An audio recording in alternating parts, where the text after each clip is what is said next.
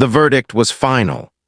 In the sterile, silent grandeur of the Stellar Command College, where the future leaders of a dozen starfaring species were forged, the case against humanity had been made, and it was irrefutable.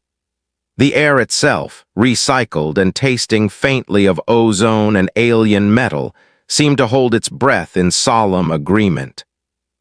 On the grand dais, three of the most respected strategic minds in the Galactic Consortium stood as judge, jury, and executioner of an entire species' potential. High Executor Vorthax of the Xylos, a creature of crystalline logic and silicon flesh, spoke first. His voice was like stones grinding together, each word a perfectly cut gem of cold, hard data. He projected holographic displays showing the fragility of carbon-based life. Human bone density versus a Xylosian's armored carapace. Human lifespan, a pathetic fleeting century at best, versus his own people's millennia-long consciousness, stored in faultless crystal matrices. He showed simulations of human soldiers succumbing to vacuum, to radiation, to simple kinetic impacts that would barely scratch his kind. Their existence, Vorthax concluded, his multifaceted eyes reflecting the damning charts, is a constant, frantic battle against entropy. They are born dying. Their bodies are temporary vessels of chaotic emotion ill-suited for the harsh realities of the cosmos. Their strategic doctrines are built not on enduring strength, but on desperate, fleeting gambles. To rely on them is to build your fortress on shifting sand. They are, by every measurable metric, inherently limited. Next came Matriarch Ilthyra of the Cathar, her physical form shrouded in psionically woven robes, her presence a tidal wave of serene, collective thought that washed over the lecture hall. She did not speak with a mouth, but with a voice that bloomed directly inside every mind present. "We have studied the human anomaly," the thought voice echoed, cool and vast as deep space. "We find not a species, but a cacophony. A billion screaming individuals, each pulling in a different direction. They value this individuality, this isolation of the self. They call it freedom. We call it a fatal flaw. A hive mind, a united consciousness, acts with one purpose. It learns as one, adapts as one, strikes as one. Humanity is a shattered mirror, each shard reflecting a different, distorted reality. They can never achieve true unity, and therefore they can never achieve true power. Their potential is forever capped by their own internal discord." Finally, the most decorated of them all, Grand Strategist Zorgan of the Graal, stepped forward. The Graal were living gods of their own making, a species that had conquered evolution itself. For 10,000 years, they had pruned and perfected their own genetic code, eliminating every flaw, every weakness, every vestigial echo of their primitive past. Zorgan was tall, elegant, and radiated an aura of absolute, unshakable superiority. He sneered, a subtle but deeply insulting expression on his perfectly symmetrical face. "We have analyzed the human genome," he said, his voice smooth and condescending. "And frankly, we are appalled. It is not a blueprint for a galactic contender. It is a biological junkyard. 98% of it is nonsense, inactive, repetitive, chaotic code you call junk DNA. It is a testament to evolution's blind, fumbling mistakes. We the Graal are a symphony, every note purposeful and perfect. Humanity is the sound of a child banging on a keyboard. They carry the genetic baggage of every plague, every famine, every evolutionary dead end their ancestors barely survived. They are not a species on the rise. They are a relic, a living fossil of what unguided, chaotic biology produces. Their limits are not just in their bodies or their minds, they are hard-coded into their very essence." He paused, letting the weight of his pronouncement settle. The silence was absolute. The professors nodded in grim agreement. The alien cadets from a dozen worlds looked at the few human students in their midst with a new understanding, a mixture of pity and contempt. They were a failed experiment, a species that had reached for the stars with hands made of clay. They had hit their ceiling. They had argued that humanity had limits. And in that crushing, final silence from a dark corner in the back of the hall, a cadet laughed. It wasn't a snicker. It wasn't a nervous giggle. It was a low, genuine, and utterly fearless laugh. It was a sound of profound and terrible irony, a sound that didn't belong in this temple of cold logic. It sliced through the sanctimonious certainty like a monomolecular blade. Every head, every eye, every sensory organ swiveled to the source. There in the corner, a young human woman pushed herself to her feet. Cadet Eva Rostova. She was not a remarkable specimen by consortium standards. Not the strongest, not the fastest, not the top of her class in simulated fleet command. She was quiet, observant, and had the haunted, steady eyes of someone who had seen things the pampered elites on the dais could not even imagine. She hailed from a world designated X-37b, a barely habitable rock the colonists had grimly nicknamed the Anvil. The commandant of the college, a 7-foot-tall Praxian warrior, fixed his gaze on her. "Cadet Rostova, you find the conclusions of our esteemed guests amusing." Eva's laughter subsided, but a smile remained on her lips. It was not a pleasant smile.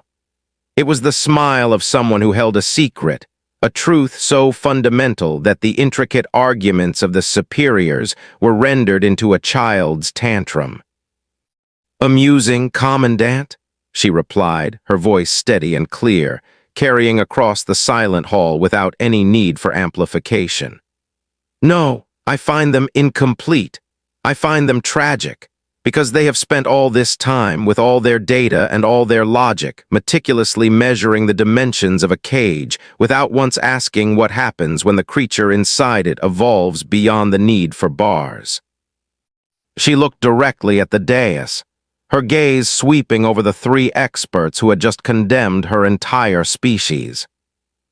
"You've argued that humanity has limits," she said, her voice dropping a little, taking on a hard, resonant edge.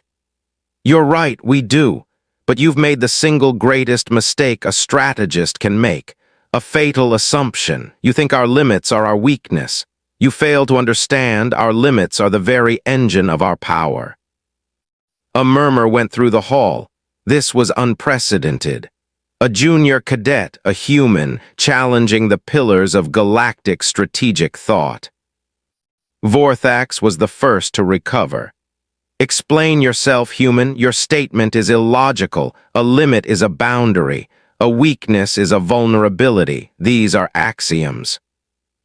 Eva's gaze locked onto the crystalline being. "High Executor Vorthax, you condemn us for our fragility. You are correct. A human body is a fragile thing. We shatter, we burn, we freeze, we die. You see this as a flaw. We see it as a catalyst. Because we are fragile, we are not complacent. We do not face the universe with our own flesh. We face it with the tools born from our desperation. Our armor is not grown, it is forged. It is harder than your carapace because it has to be. Our starships are not extensions of our bodies. They are fortresses built by minds terrified of the void. They are faster, tougher, and more heavily armed than yours because we cannot afford for them to fail." She took a step forward into the aisle. "You see our short lifespan as a weakness. You who live for millennia can afford to be patient. You can afford to deliberate, to wait for the perfect moment. We cannot. Our lives are a frantic, desperate sprint against the dying of the light. This flaw, you see, gives us something you can never comprehend: urgency. We build legacies, not just lives. We create art, we write symphonies, we launch colony ships to worlds we will never see, all because we are haunted by the ticking clock. We cram a millennium of progress into every century. Your strength is endurance. Our strength is relentless, explosive, desperate innovation.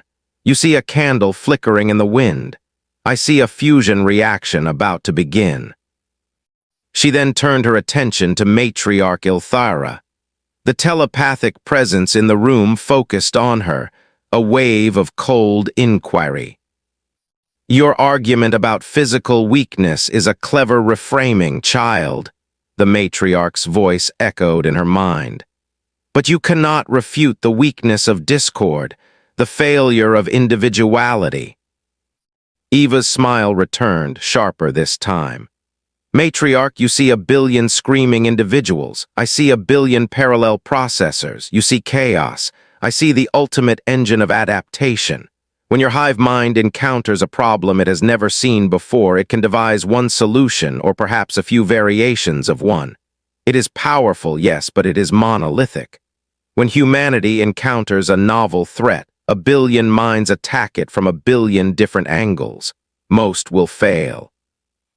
99% of the solutions will be useless, insane, or suicidal. But one of them will be the one you never saw coming. One of them will be the illogical, insane, asymmetrical tactic that your unified, logical consciousness could never conceive of." She gestured to the diverse assembly of alien cadets. "Your strength is unity, a single, perfect blade. Our strength is chaos. We are not a blade. We are a shotgun blast in a dark room, messy, unpredictable, and lethal. You call our individuality a flaw. We call it our greatest strategic asset. It ensures that the enemy can never, ever predict our next move because half the time we don't even know it ourselves. It is in the single, insane idea of a lone pilot, the desperate invention of a forgotten engineer in a backwater lab, the unorthodox philosophy of a renegade captain, that we find the breakthroughs that win wars." Finally, she faced Grand Strategist Zorgan, the smug, genetically perfect growl. He looked at her with an expression of bored disdain, as if listening to an insect explain its philosophy. "And you," Eva said, her voice dropping to an almost conversational tone which was somehow more menacing.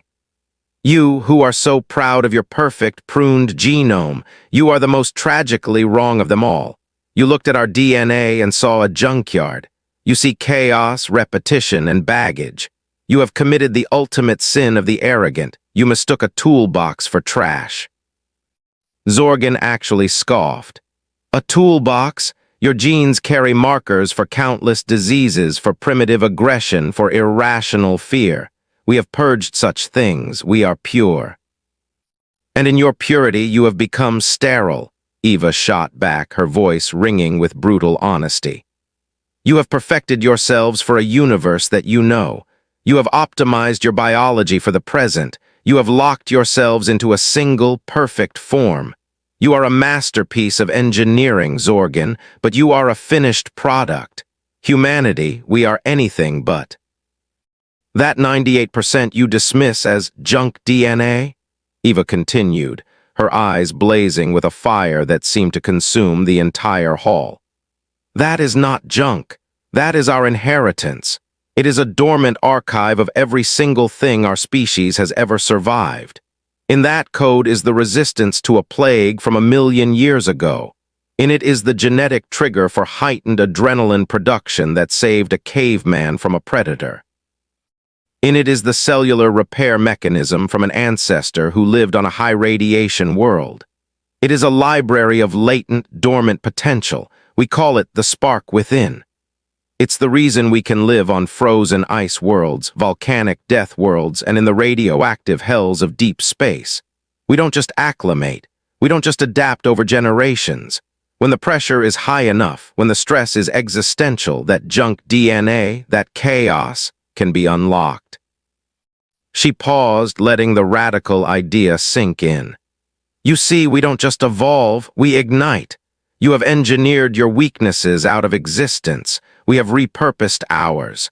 They lie sleeping in our blood, waiting for the right nightmare to awaken them." The silence in the hall was now one of stunned, horrified comprehension. The arrogance was gone from Zorgan's face, replaced by a flicker of something he hadn't felt in centuries: doubt. "That's a lovely theory, Cadet," the commandant interjected, his voice gravelly. A poetic piece of rhetoric, but the consortium deals in proof, not poetry. Then let me give you proof, Eva said.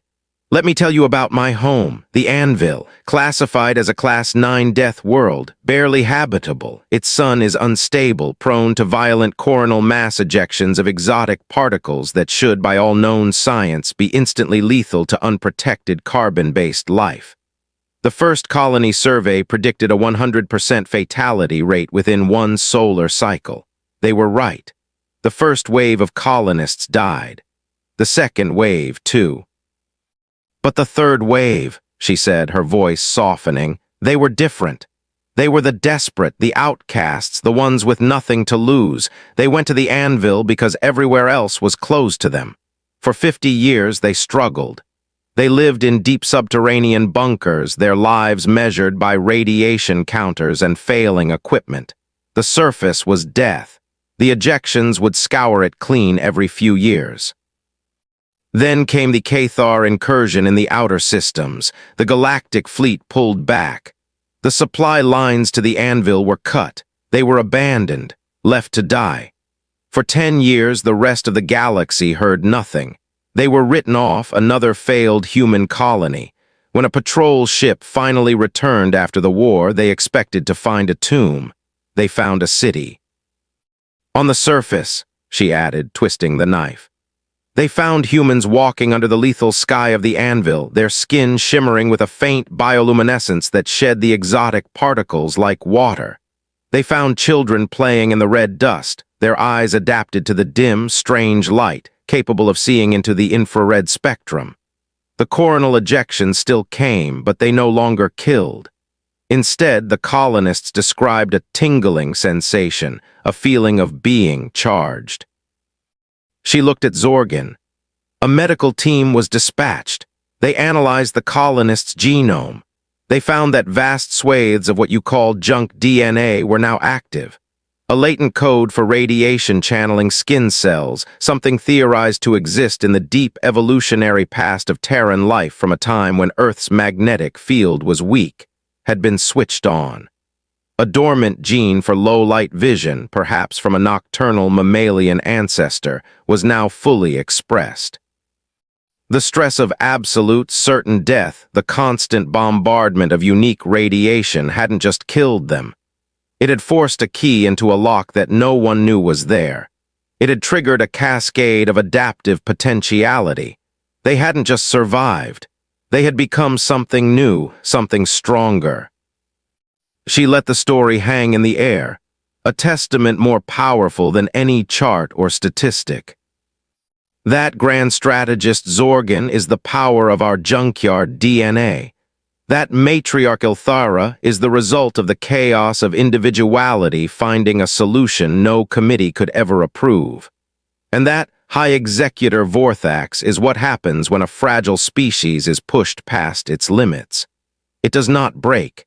It reforges itself. Eva Rostova stood tall in the aisle, no longer just a cadet, but the living embodiment of her argument.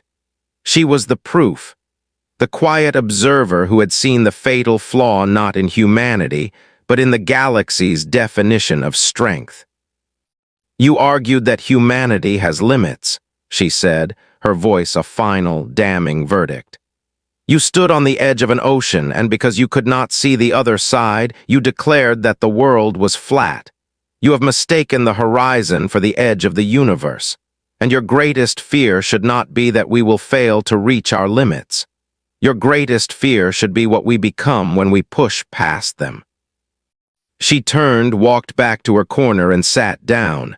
The laugh was gone. In its place was a terrifying certainty. The silence that followed was different. It was no longer the silence of agreement. It was the silence of minds recalculating the entire strategic balance of the galaxy. It was the silence of fatal assumptions shattering into a million pieces. It was the silence that comes just before the storm. The cadet in the corner had not just won an argument. She had fired the starting gun on a new era. An era where the galaxy would learn, the hard way, that humanity's greatest weakness was the source of its most terrifying strength. And this is the brutal, honest truth you must burn into your own mind. You live in a world that, like the Galactic Consortium, is desperate to define you, to measure you, to tell you your limits. It comes from so-called experts, from cynical peers, from the well-meaning but misguided, and worst of all, from the traitorous voice inside your own head. It points out your fragility, your past failures, your junk DNA. The mistakes, the trauma, the chaotic parts of your story you wish you could prune away. It builds a cage of perceived limitations around you and tells you to be content within it. You are told you are not strong enough, not smart enough, not disciplined enough. You are told your emotional nature is a weakness, your non-traditional path is a flaw, your past is a liability. They have measured you with their rulers, and they have found you wanting. The story of Cadet Eva Rostova is not just a story about aliens and starships. It is a blueprint for your own rebellion. You must have that moment. The moment the cadet in the corner of your own mind laughs. The moment you look at the overwhelming evidence of your own supposed limitations and find the profound, terrible irony in it all. Your fragility is not your weakness. It is the catalyst for your resilience. It's because you've been broken that you know how to build yourself back stronger. It's because you've known pain that you can forge an unbreakable will. Your short time, your single life is not a reason for despair. It is a reason for urgency. It is the fire that should drive you to build, to create, to strive, to leave a mark that your limitations said was impossible. Your individuality, your strange collection of quirks, passions, and unorthodox thoughts is not a flaw. It is your strategic advantage. In a world that demands conformity, your unique perspective is the asymmetrical weapon that no one sees coming. The solution to your greatest problem will not come from following the crowd. It will come from the part of you that refuses to be like anyone else. That is your parallel processor, your shotgun blast in the dark. And most importantly, your junk DNA, your failures, your scars, your regrets, the parts of you that you've been told are worthless baggage. That is not your shame. It is your dormant archive. It is the toolbox you earned in the trenches of your own life. Every failure taught you something. Every scar is a lesson in survival. Every mistake is data. You are not a finished product perfected for the world as it is. You are a radically adaptive organism, carrying the latent potential to become whatever the hell you need to be to conquer the world as it will be. The key is pressure. The colonists on the anvil didn't change because they wanted to. They changed because they were abandoned, because they were facing certain death. They were pushed past their limits and the pressure unlocked something within them. You must stop running from the pressure in your life. The difficult project, the brutal workout, the terrifying conversation, the risk that makes your stomach churn, that is your lethal radiation. It is the stressor that can unlock the dormant code within you. Stop seeking comfort. Comfort is what the growl sought, and it led to sterile perfection. It is in the crucible of pressure that your true potential is ignited. So here is your mission. Find the corner of your mind where your true, unfiltered self resides. Listen to the arguments from the experts on the dais of your life telling you all the reasons you are limited. Let them make their case. And when they are finished, when the verdict of your mediocrity seems final and absolute, laugh. Laugh with the profound and certain knowledge that they are measuring a cage while you are about to evolve wings. Then stand up and calmly, methodically begin to dismantle their entire argument with the actions of your life. Reframe your fragility into urgency. Weaponize your individuality. And understand that your past failures are the very source of your adaptive power. Stop seeing the horizon as the end of the world. Start seeing it as an invitation. The universe doesn't care about your excuses, and it will not honor the limits you place on yourself. It only respects those who, when told they cannot, find a way to become something that can.